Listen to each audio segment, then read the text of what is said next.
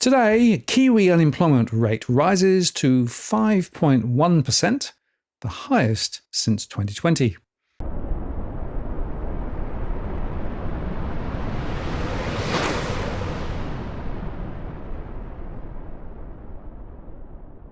Hello again, it's Martin North from Digital Finance Analytics, world latest post covering finance and property news.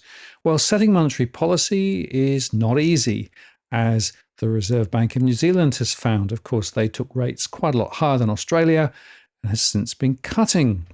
But the New Zealand unemployment rate continues to climb, reaching 5.1% in the December 2024 quarter, according to the latest from Stats New Zealand. That's the highest level it's been since 2020, and it's up from 4.8% in the September quarter.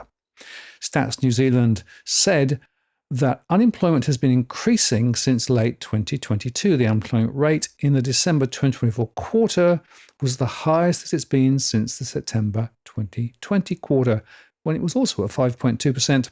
The seasonally adjusted employment rate was 67.4% in the December 2024 quarter, down from 69% in the December 2023 quarter. Meanwhile, the last quarter experienced the largest annual fall in employment since the year to December 2009 quarter. That was 15 years ago, with 32,000 fewer employed people over the past year. And Stats New Zealand said this was the largest annual fall in employment since the year to December 2009. Men accounted for 85% of the annual decrease in employment, reflecting substantial falls in the male-dominated occupation groups of technicians and trade workers and machinery operators and drivers. Within the overall decrease in seasonally adjusted employment for men, there was also a shift from full-time to part-time work.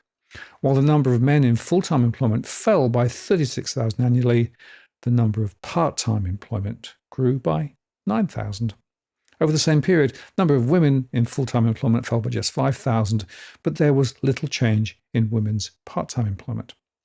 Just remember that inflation is sitting at 2.2% in New Zealand, and that's for the second consecutive quarter. And the largest contributor was rent, according to the latest from Stats New Zealand.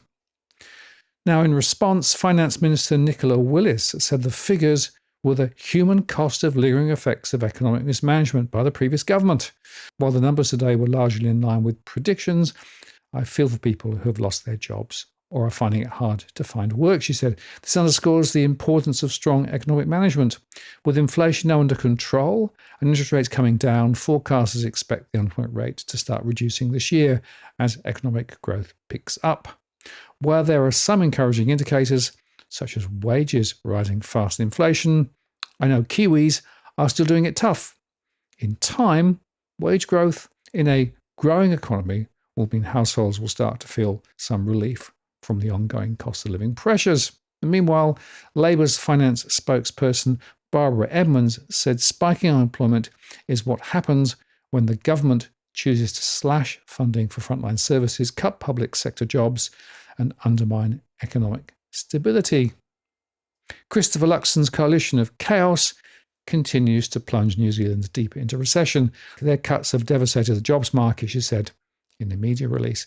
If the government was serious about economic growth, it would reverse its cuts and take immediate actions to stabilise the jobs market.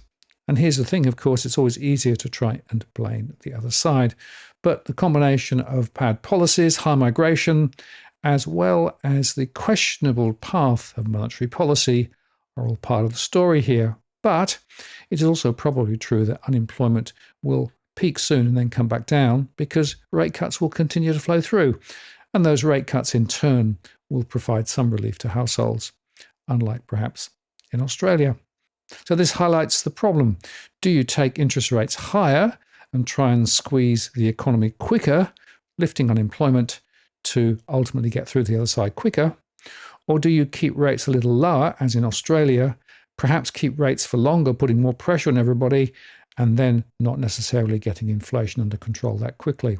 It shows you that the whole philosophy behind monetary policy and that one simple lever, interest rates, is probably relatively deeply flawed.